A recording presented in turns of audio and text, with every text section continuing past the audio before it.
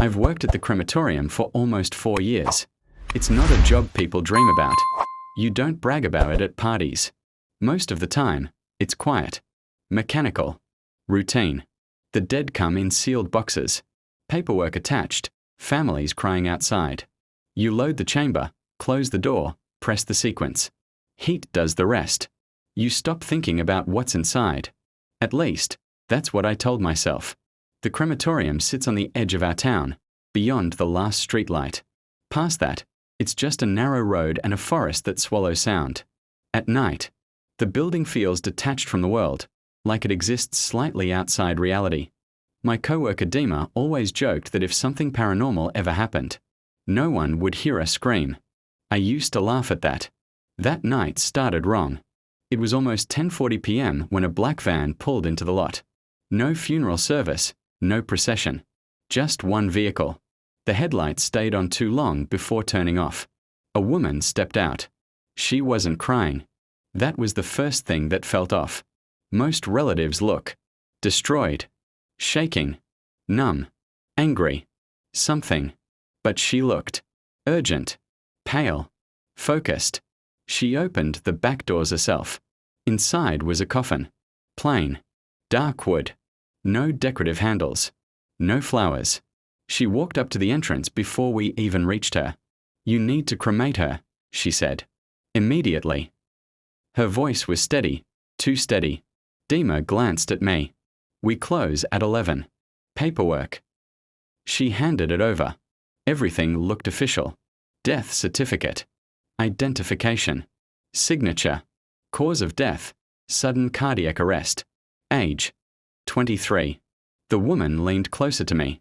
I could smell cold air on her coat, even though it wasn't that cold outside. "Please," she whispered. "Do it fast." "Why?" I asked before I could stop myself. Her eyes locked onto mine. She shouldn't stay like this. "Not like that. Like this," Dima muttered, creepy. We rolled the coffin inside. The wheels made a hollow echo against the concrete floor. For some reason, it felt heavier than usual. I've handled hundreds. You develop a sense for weight. This one resisted. When we positioned it near the chamber, I noticed something else. The metal temperature display on the wall flickered. Just once. Then stabilized. Probably nothing. "Open it." Dima asked quietly. Normally we don't. It's not procedure unless required. I looked toward the glass window. The woman was still outside. Watching. Not pacing. Not crying. Just watching. "No," I said. "We follow paperwork." We placed the coffin onto the loading platform. And that's when the furnace shut down. Not a warning beep. Not a gradual power dip. It just died. Lights flickered. The control panel went black. The entire room fell silent. The only sound left was the faint ticking of cooling metal. Dima stared at the dead screen. What the hell? I turned to the coffin. I don't know why, but I had the overwhelming feeling that something inside had just realized where it was. The silence lasted maybe 5 seconds, but it felt longer. Dima smacked the side of the control panel. Nothing. No lights. No hum. Just dead. "That's impossible," he muttered. "We had maintenance last week." I swallowed. The coffin sat halfway aligned with the chamber door, as if frozen mid-process. The air inside the room suddenly felt heavier, thick, like before a storm. "Power outage?" I asked. Dima pointed to the ceiling lights in the hallway beyond the room. They were still on. Only the furnace system had died. We both looked at the coffin at the same time. Neither of us said it. Dima cleared his throat. "Let's pull it back. Maybe the system glitched." We rolled the coffin away from the chamber by 1/2 meter. The second it moved off the loading track, the control panel beeped. The screen flickered back to life. Temperature reading, 0 degrees Celsius. Standby mode. Dima froze. "No way." I stared at the panel. "Put it back." He hesitated. "Put it back." We pushed the coffin forward again. The moment the front edge aligned with the chamber rails, the entire system shut down again. Pitch black. This time the lights above us flickered too. Dima stepped back so fast he nearly tripped. Okay. That's not normal. My pulse was hammering in my ears. We pulled the coffin back once more. The furnace restarted instantly. Soft mechanical hum. Status lights glowing green. Ready. Dima let out a dry laugh. Funny joke. No one laughed. We tested it again. Coffin forward, everything dies. Coffin back, everything works. 3 times. Same result. I felt something crawling up my spine. This doesn't make sense, I said. Maybe metal interference. Dima offered weakly.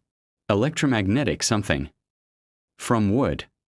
He didn't answer. From outside, I saw the woman step closer to the window. She knocked once. Slowly.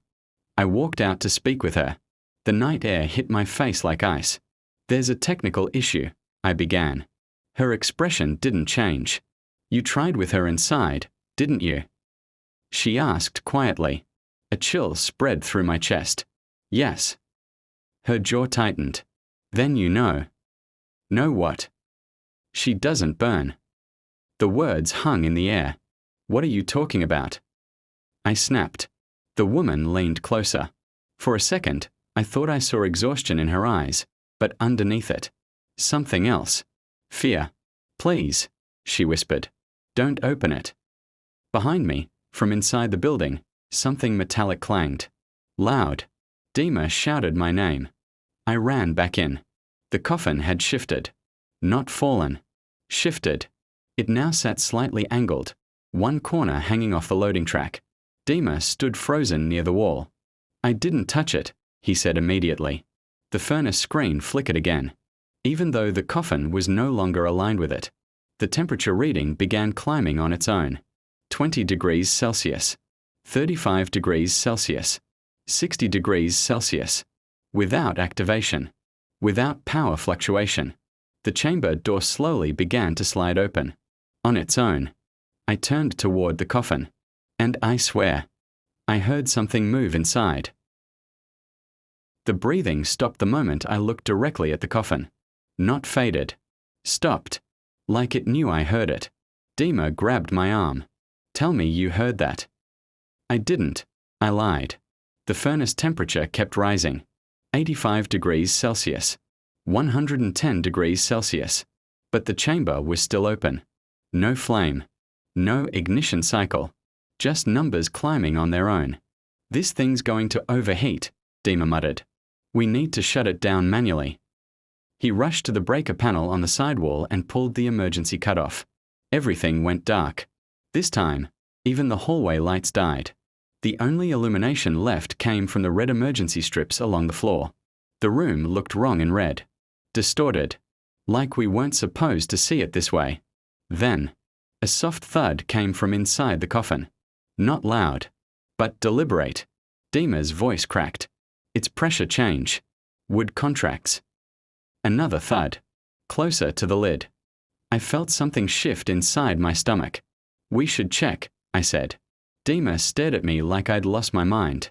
The woman said not to open it. That's exactly why we should. Silence. Another sound. This time not a thud. A slow scrape. From the inside. Across the lid. Dima whispered, call the police. And tell them what? The dead girl doesn't want to be cremated. The scraping stopped. Then came 3 knocks. Evenly spaced. From the inside. We both stepped back. No, Dima said. No, no, no. I don't know why I moved forward. Maybe shock. Maybe stupidity. Maybe something inside that coffin wanted me closer. I reached for the lid. My hands felt numb. The metal clasps were colder than they should have been. As I touched the first latch, the emergency lights flickered. And in that flicker, I saw something impossible. The lid bulged outward. Just slightly. Like something inside pressed against it. Not a body shifting. Something pushing. Dima grabbed a crowbar from the tool rack. If this is some sick prank. It's not, I whispered. Because I could hear it again. Breathing. But not through lungs. Wet. Deep. Too slow to be human. Dima positioned himself at the side. On 3. Wait. 1. The coffin shifted again. 2. The red lights dimmed almost completely. 3. He jammed the crowbar under the lid and pulled. The wood cracked. The first latch snapped. And the smell hit us. Not rot. Not decay. Something colder. Like air from a cave that hadn't been opened in centuries. The lid lifted half an inch. And from the darkness inside, something moved upward. Not sitting up. Not rising like a person. Unfolding. The lights went out completely. Total darkness swallowed the room. And in that blackness, something inside the coffin exhaled. Right in front of my face. The darkness lasted maybe 2 seconds. Maybe less. But in that time, I felt something brush past my face. Not wind. Not fabric. Something warm. And wrong. The emergency lights snapped back on. Dim. Flickering. The coffin lid hung open at an angle, the broken latch dangling. Dima stood frozen, crowbar still in his hands. Tell me that didn't just. He stopped mid-sentence. Because we both saw it. Inside the coffin lay the girl. At least, it looked like a girl. Pale skin. Long dark hair spread across the interior lining. Her hands folded over her stomach like someone had carefully positioned them. But her chest was rising. Slowly. Too slowly. The breathing wasn't human. Her eyes were closed. Her lips slightly parted. And then, they stretched. Not into a smile. Wider than a smile should go. Dima stumbled back. She's alive. She's alive. We need an ambulance. No, I whispered. Because her eyes opened. They weren't white. They weren't even dark. They were empty. Not hollow sockets. Just absence. Like someone had erased the color from reality and placed it inside her gaze. The furnace behind us suddenly roared back to life. Full ignition. Flames burst inside the chamber without command. The heat wave hit our backs. The temperature display climbed rapidly. 200 degrees Celsius. 350 degrees Celsius. But the coffin wasn't inside. The system wasn't connected. The girl's head tilted slightly toward the sound. Her mouth opened further. And something shifted beneath her skin. Not bones. Not muscles. Something moving independently. Like her body was just a container. Dima dropped the crowbar. We shouldn't have opened it. The girl's arm twitched. Then bent the wrong way. Not broken. Just wrong. Her fingers dug into the lining of the coffin. And she sat up. Too smoothly. No stiffness. No confusion. Just awareness. Her empty gaze locked onto me. Not Dima. Me. I felt something press against the inside of my skull. Not physically. Mentally. A whisper without sound. You shouldn't have looked. The furnace behind us overloaded. Sparks exploded from the control panel. Smoke filled the upper half of the room. Dima grabbed my jacket. We are leaving. The girl's head snapped toward him at unnatural speed.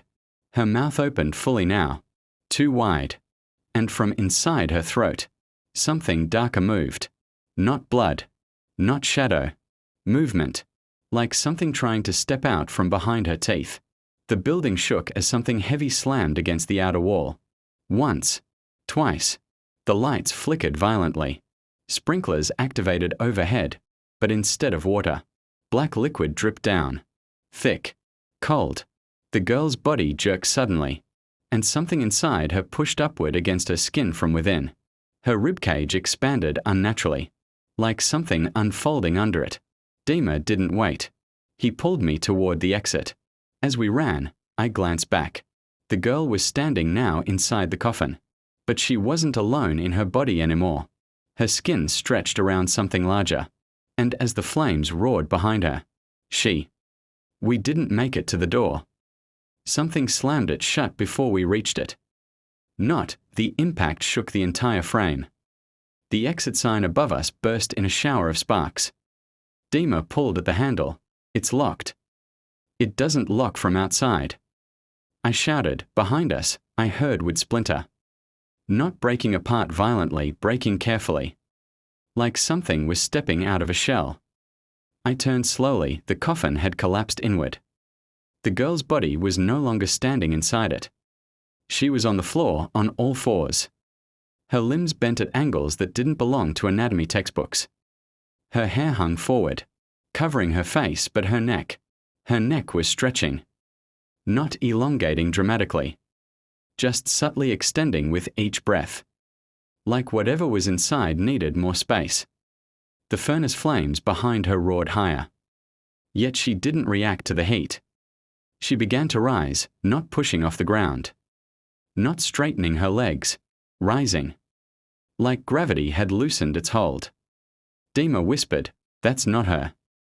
"No," I said, "it wasn't." Because as her head lifted, her jaw opened again. And I saw it clearly this time. Inside her mouth, behind her teeth. There was something else looking out. Another shape, another movement. Not a second face, not exactly. More like a darker silhouette pressing against the inside of her skin, trying to see through her eyes. The air temperature dropped sharply. Condensation formed in front of my mouth. The furnace display behind her shattered, glass spraying across the wall. But the flames kept burning. Her arms snapped back into place with sharp cracking sounds. Wrong sounds, then she stood upright. Perfect posture, head tilted slightly. Observing, learning, and then she took a step toward us. The movement was too smooth. No hesitation, no imbalance. Like someone wearing a suit they just figured out how to control. Dima grabbed a fire extinguisher and sprayed. The white cloud covered her completely. For a moment, she disappeared inside it. Silence, then, from within the cloud. She laughed. Not loudly. Not wildly. Softly.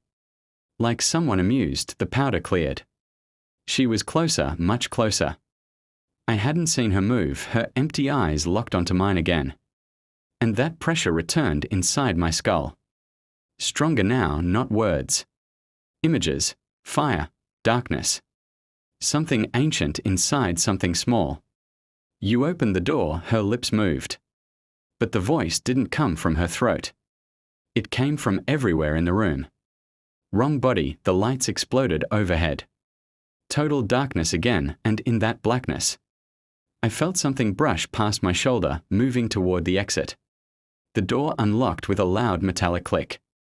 Dima didn't hesitate, he dragged me outside. We ran into the night air, coughing, not looking back.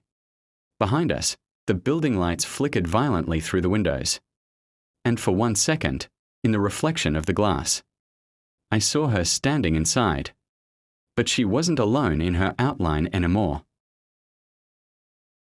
Cold air hit my lungs so hard it burned. We didn't stop running until we reached the parking lot. The black van was still there. Headlights off. Engine silent. But the woman was gone. The driver's door hung slightly open. Dima bent over, hands on his knees, gasping. "Call the police. Now." I pulled out my phone. No signal. Not even emergency bars. I checked again. Nothing. Behind us, the crematorium windows flashed erratically, light bursting and dying in uneven pulses. Then, silence. Every light inside the building shut off at once. The entire structure stood dark against the tree line. Too dark. Like it was absorbing the night instead of reflecting it. Dima straightened. "We can't just leave." "You want to go back in?" I asked. He hesitated, then shook his head slowly. But something inside me twisted.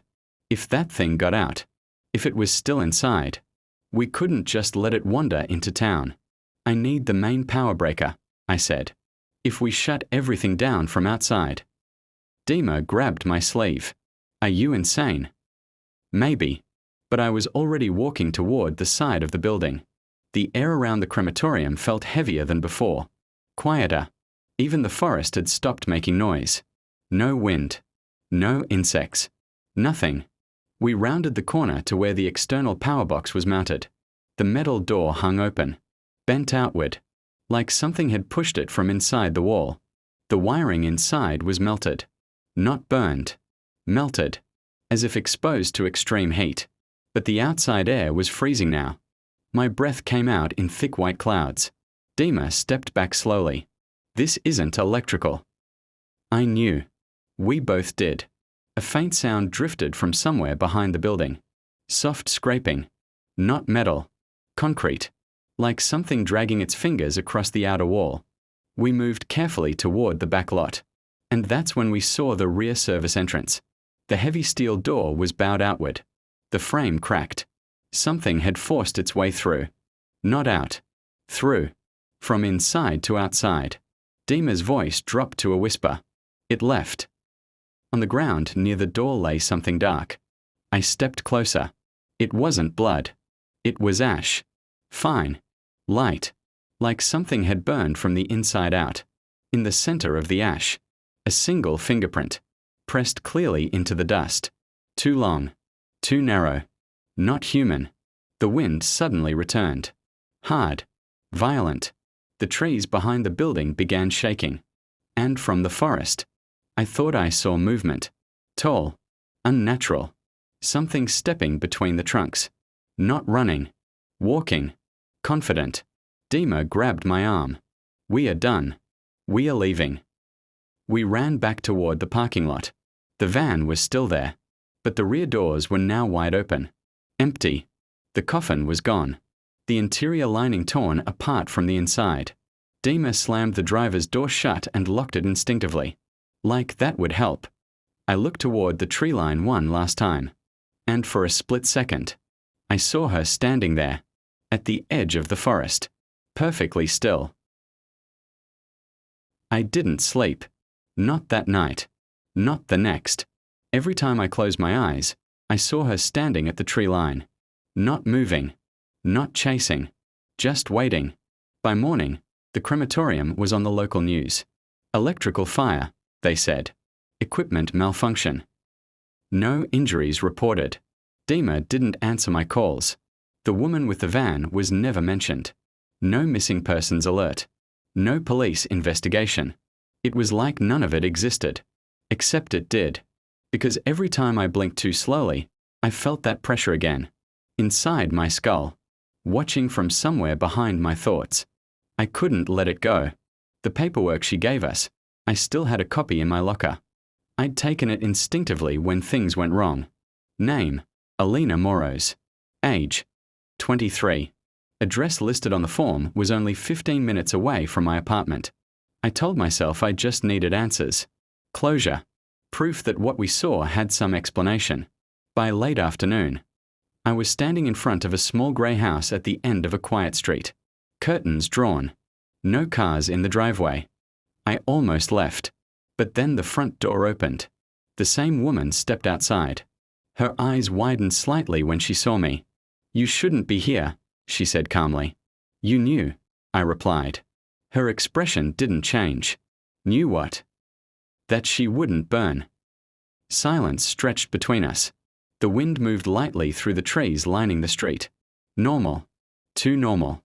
She was supposed to be alone, the woman finally said. My stomach tightened. Alone. The woman stepped aside slightly, as if considering whether to let me in. She changed 3 weeks ago, she continued quietly. Stopped sleeping. Stopped eating. Said something was speaking to her at night. A cold ripple moved down my back. What kind of something? She said it wasn't inside her. It was waiting. Waiting. For what? The woman's hands trembled slightly now.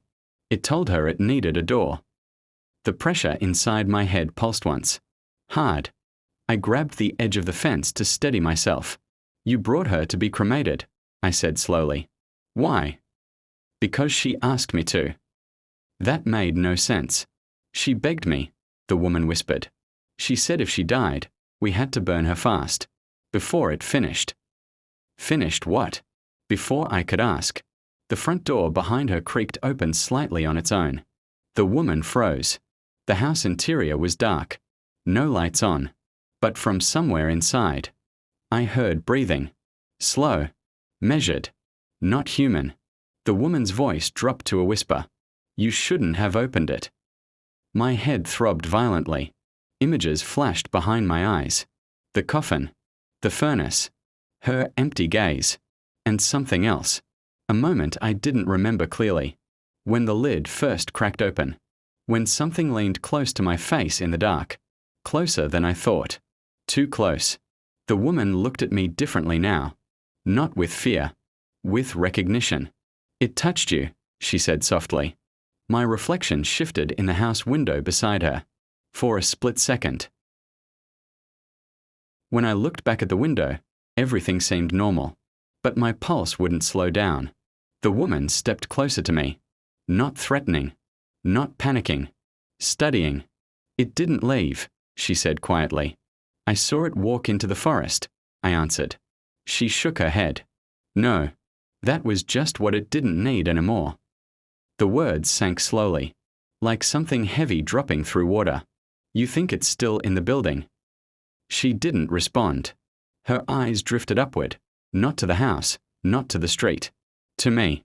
"To burn something like that," she whispered, "you'd need fire that doesn't belong to this world." The pressure inside my skull pulsed again. Stronger. I pressed my fingers to my temples. Memories flickered. The coffin opening. The darkness. That breath in front of my face. Closer than I remembered. Too close. "What does it want?" I asked. The woman's jaw tightened. "It wants a door that can walk." The front door behind her creaked open wider. Neither of us touched it. From inside the house, something shifted. A chair scraping slowly across the floor. The woman didn't turn around. "She's still in there," she said. My chest tightened. "What?" "She didn't die that night." The world felt like it tilted.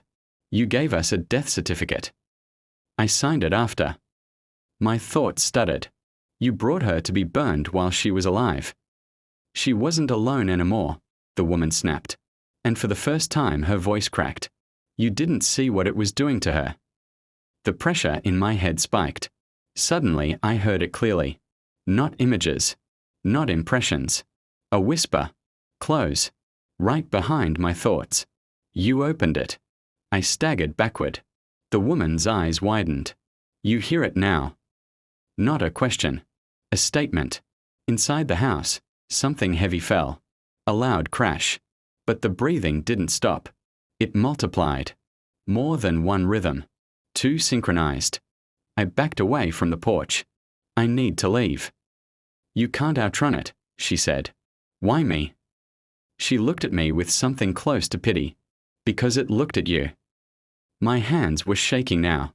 I glanced down at the pavement. My shadow stretched long in the afternoon light. But something else overlapped it. Faint. Taller. And when I moved, it didn't copy me. It adjusted. Like it was testing the space around my body. The whisper returned. Closer. Almost amused. "Door." I felt my mouth move slightly. Not fully. Just enough to form a shape. I hadn't decided to speak. But something inside me had. The woman stepped back in fear. "You need to leave my house," she whispered. Not angrily. Carefully. Like she was afraid of what might answer through me. And for the first time, I wasn't sure if the thing that walked away from her porch was completely me. I don't remember the drive back. One moment I was walking away from her house. The next, I was standing in my apartment kitchen. Lights off. Hands on the sink. Water running. Cold. Overflowing onto the counter. I turned the faucet off slowly. My reflection in the dark window looked delayed. Not obviously. Just slightly off. Like the blinking didn't match perfectly. I checked the time on my phone.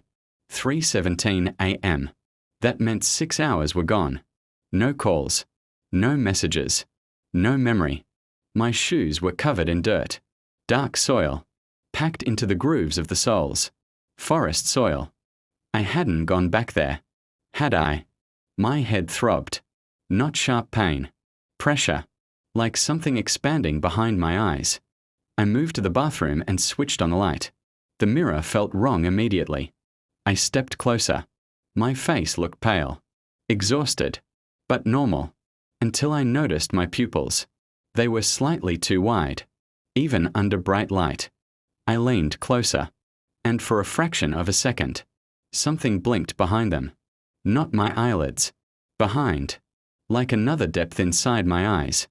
I stumbled back. The whisper came again. Clearer now. You let me out. I didn't, I muttered. But the memory flickered again. The coffin. The darkness. That moment when something leaned close to my face. Closer than I admitted to myself. What if it hadn't just breathed near me? What if it had? Step through. I grabbed my phone and called Dima. Straight to voicemail. Again. Voicemail. I texted him. Are you okay? No response. The lights in my apartment flickered once. Just once. I froze. Silence filled the room.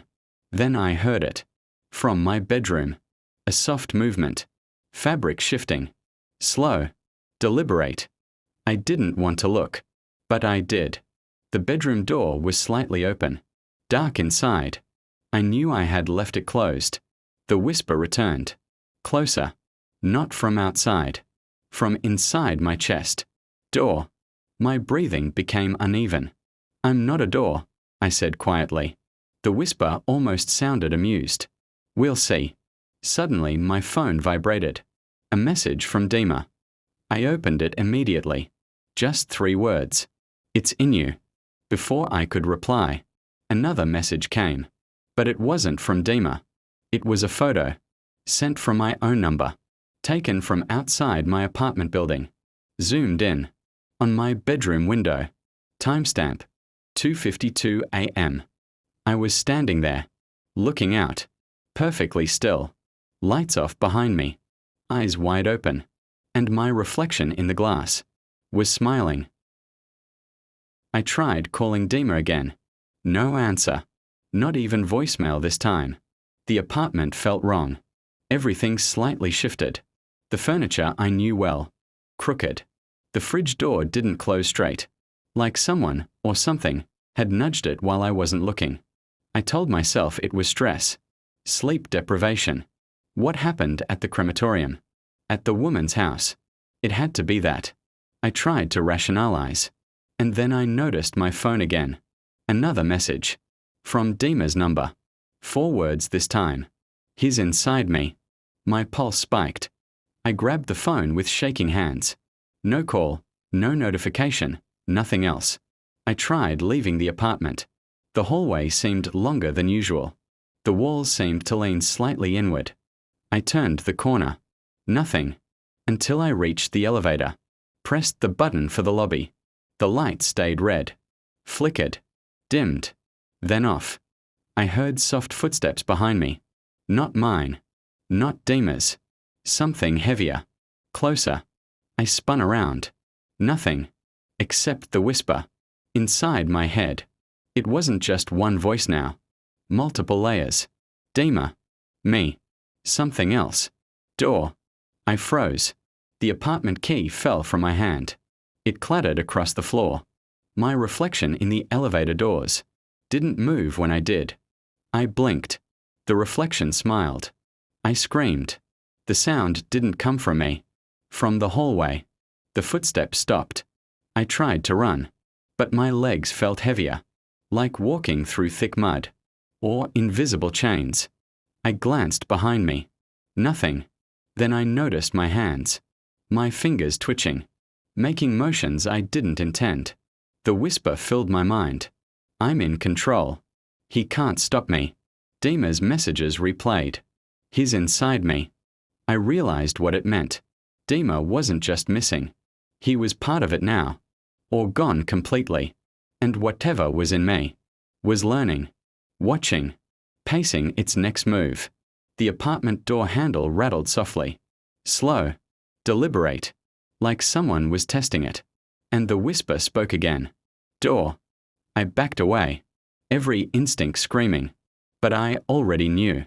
The thing wasn't going to wait. It was already here. Inside me. And it was patient. Morning never came. Or maybe it did. I couldn't tell anymore. The room felt wrong. Shadows clung to corners. Corners that shouldn't exist. I tried moving. But my hands didn't respond as I wanted. The whisper returned. Stronger. Sharper. Door. Not a suggestion. A command. I clenched my fists. The muscles obeyed, sort of, but not entirely. My fingers twitched, independent of my will. Something inside me flexed them first. Testing. Observing. I looked in the mirror. For the first time, I saw it. Not fully. Not clearly. But in the reflection, something moved behind my eyes. Darker than my iris. Not my shadow. My mouth twitched into a smile I hadn't intended. And the whisper laughed. I stumbled back, gripping the counter. The apartment walls seemed to breathe now. Pulled inward. Expanded outward. The ceiling low, then high. Everything distorted. Learn. Control. Door. The voice wasn't just in my head. It whispered through my nerves. My skin tingled unnaturally. I pressed a hand to my chest. Felt something shift beneath my ribcage. Slow. Smooth. Like sliding leather. Something was moving inside me. Dima's messages flashed in my memory. He's inside me. No. Not just him. The thing from the coffin. The girl's body. The shadow behind her eyes. It was here now. Me. Watching through me. Speaking through me. Testing me. I tried to speak. Words came out wrong. Not mine. And then my phone lit up. Another photo. This time from inside my apartment. Taken from the corner of the ceiling. I was standing. Hands at my sides. But my reflection. The reflection was crouched slightly. Head tilted at a wrong angle. Smiling. The whisper caressed my thoughts. Open the door. I shook my head violently. No. But my body obeyed. Step by step. Toward the front door. I could feel the door handle beneath my fingers. Cold metal. Not a reflection. I turned it. The whisper encouraged me. Let it in. Every instinct screamed at me to stop. But I was no longer alone. The thing inside me was learning. Moving. Testing limits. And it wanted out. The door opened on its own. Not my choice. Not fully. I stumbled backward, trying to resist. But my legs had their own agenda. Step by step, I was walking down the hall. Every movement smooth, precise. Too precise. Like someone else was leading. The whisper inside me chuckled. Door. I felt it surge through my veins. Muscles tightening and releasing in ways I didn't control. I reached the street. Dima's messages haunted me. He's inside me. I glanced down. My reflection in the glass windows of passing cars looked wrong. The head tilted slightly. The eyes darker than they should be. Watching. Judging. And the smile. The smile I didn't make. Somewhere along the street, a dog barked. The creature inside me twitched. Head tilting toward the sound. I was the one moving, but not moving. People passed. None noticed. Or maybe they did. But I couldn't tell anymore. The whisper guided me toward the park near the forest edge, where the crematorium had been visible before the trees swallowed it. I wanted to stop. I tried. Don't fight. I staggered forward. The trees loomed like silent sentinels. And then I saw her. Not Alina. Not the girl. Something taller. Darker. Standing in the shadows near the tree line. Watching. Waiting. The whisper pulsed again. Door. The thing in me tested boundaries. Pushed further than I could resist. Step by step, closer to her. I wanted to turn back. The apartment. Safety. Dima. Anything. I couldn't. The creature inside was leading. Learning. The shadow at the forest edge shifted. The darkness swirled as if alive. And the whisper filled my vision entirely now. You are the door. I screamed. Or maybe it did. I couldn't tell. The sound was coming from me. But not fully mine. The shadow stepped forward. Closer. The forest light dimmed unnaturally around it. And I realized. The thing that had haunted the coffin. The crematorium. Dima, the girl. It wasn't finished. It had a new host. And the host was me. I managed to stumble to the edge of town. Or at least my body moved me there. Every step felt like I was watching myself from the inside. The whisper was relentless now. Door. Open. Show.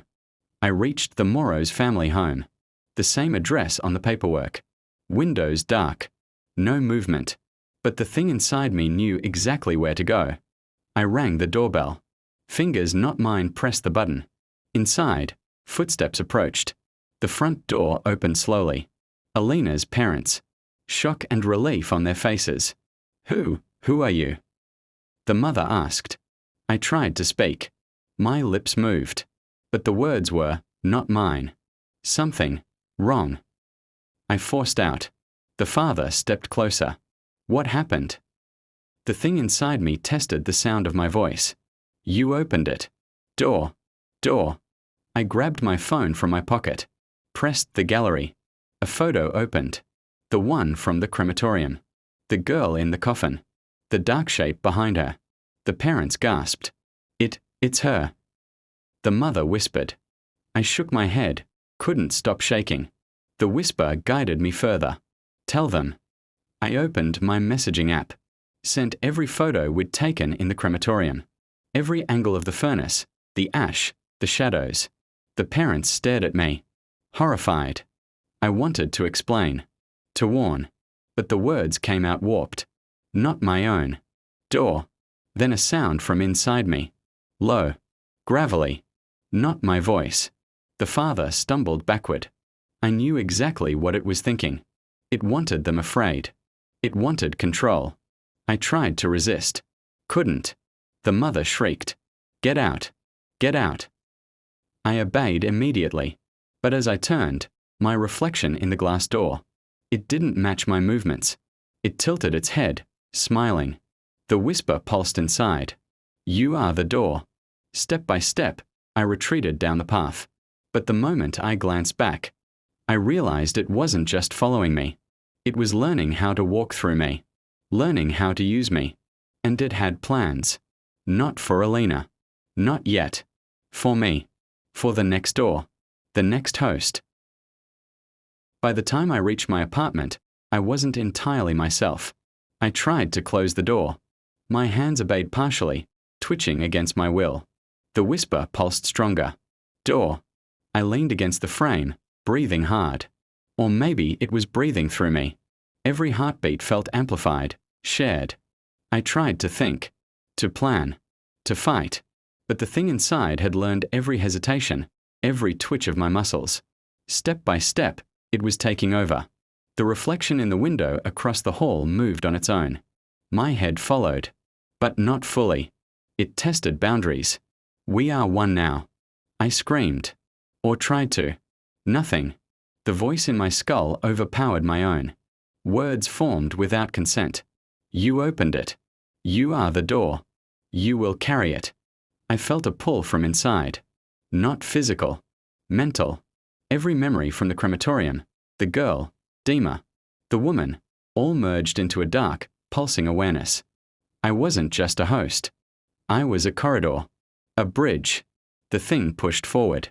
From inside me, it stretched, expanding. Every nerve, every thought, every heartbeat. Under its control. I tried to resist. But my body moved anyway. Toward the window.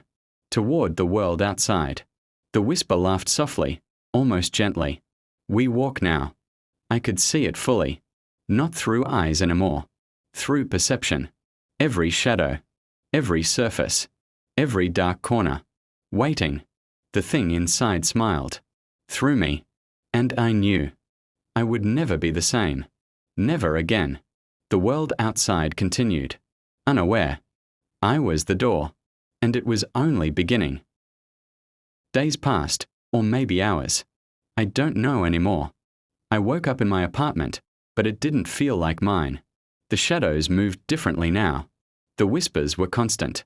Every corner, every reflective surface, carried awareness. I looked in the mirror. Not just my eyes. Not just my reflection. Inside me, it was moving. Stretching. Testing limits. The thing had fully taken over. I tried to speak. My voice betrayed me. Door. I walked outside. Not me. Not fully. People passed on the street. Normal routines. None noticed the subtle distortion. The faint wrongness in my gait. The way shadows seemed to cling a fraction too long behind me. The whisper pulsed stronger, clearer. The door is open. We walk. You are the door. I tried to fight. Couldn't. It knew my every hesitation, every thought, every fear. Step by step, it led me. And I understood. It wasn't just inside me. It had learned how to move through me, how to exist in the world using me as a vessel. I passed by familiar streets, places I had known all my life. Everything looked the same, but I knew the truth. Somewhere in the dark corners, in the shadows of the living world, it watched, waited, and learned. And I was no longer a person. I was the door. And now it had keys. Keys to anywhere, anyone. The whisper pulsed one final time, almost amused, almost satisfied. Open. Everywhere. Always. The world continued around me, oblivious. And through me, it walked. The door was open. And there was no closing it.